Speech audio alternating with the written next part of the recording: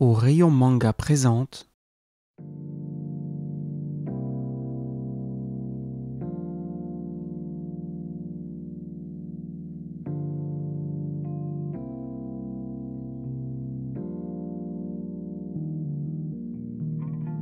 Hotel est un recueil de 8 histoires courtes de science-fiction créé par l'auteur coréen Boichi. On lui doit d'autres œuvres telles que Sanctum, Sunken Rock ou encore The Hunt for Energy. Ce livre est d'abord paru au Japon en 2008 et en France, les éditions Glénat nous le proposent depuis 2011. L'œuvre s'ouvre sur une première histoire intitulée Hotel qui donne ainsi son nom au recueil.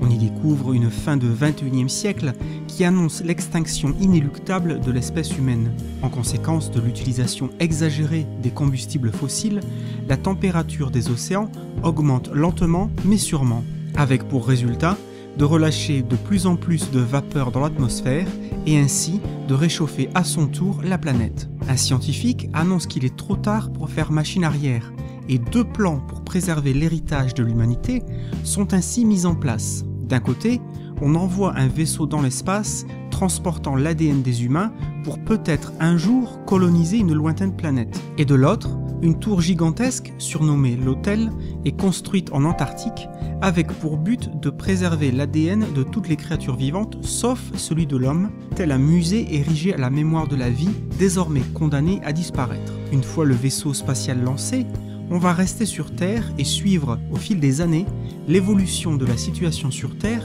et ce avec, chose originale, l'intelligence artificielle de la tour comme narrateur.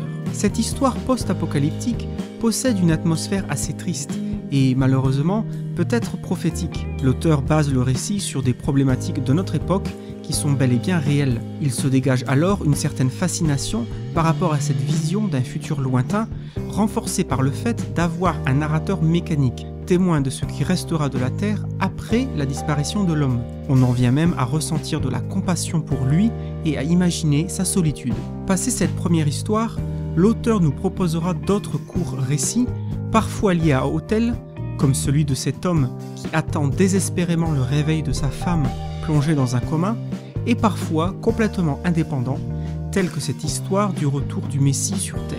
Boichi nous gratifie de son style très reconnaissable, avec des dessins d'une complexité remarquable. Les décors, par exemple, savent afficher un souci du détail impressionnant, mais également parfois une certaine poésie, comme par exemple ces représentations lointaines de la tour solitaire, tel un triste phare dans la nuit. La minutie est également présente pour les visages, avec à la fois des traits très réalistes et donc crédibles, mais aussi une expressivité des yeux parfois accrue, principalement pour les personnages féminins. De plus, l'auteur ne se gêne pas pour mettre en scène ses personnages de manière déformée, ce qui apporte une touche d'humour, et il a d'ailleurs un sens de l'absurde assez marqué, tel que l'illustreront plusieurs histoires ici présentes, comme celle de cet homme qui va passer sa vie à essayer de cloner du thon, poisson ayant disparu à son époque.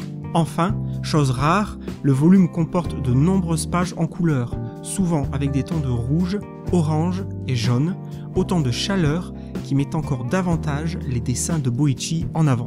Au final, Hotel représente une introduction à l'univers et au style de Boichi. On y retrouve son intérêt pour la science-fiction, l'environnement et les sciences, le tout illustré par son trait à l'identité très marquée et par un humour plutôt absurde, mais qui fait souvent mouche. Ooh, the colors of the rainbow, so pretty in the sky. A buzz of all the spaces of people passing by.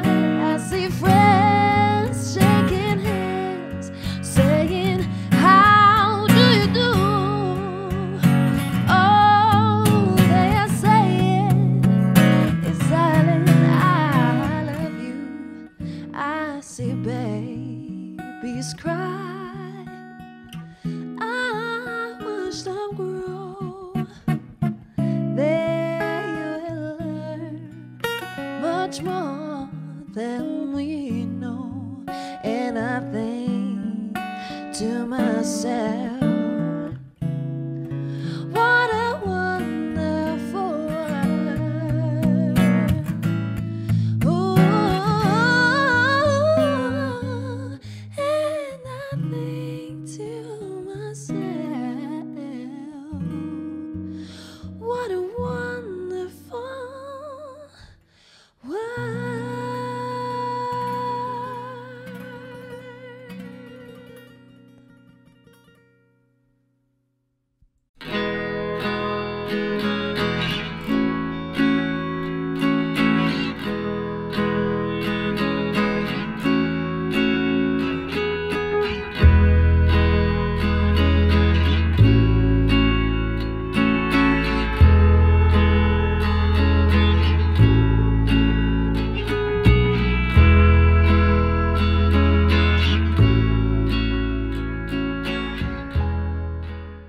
Merci d'avoir regardé cet épisode. Si vous l'avez aimé, vous pouvez nous laisser un pouce vers le haut et si vous n'avez pas aimé, un pouce vers le bas. Nous vous invitons à vous abonner si vous ne voulez pas rater les prochains épisodes. Vous pouvez soutenir la chaîne grâce à notre page Tipeee et vous pouvez aussi nous rejoindre sur Facebook, Twitter et Google+.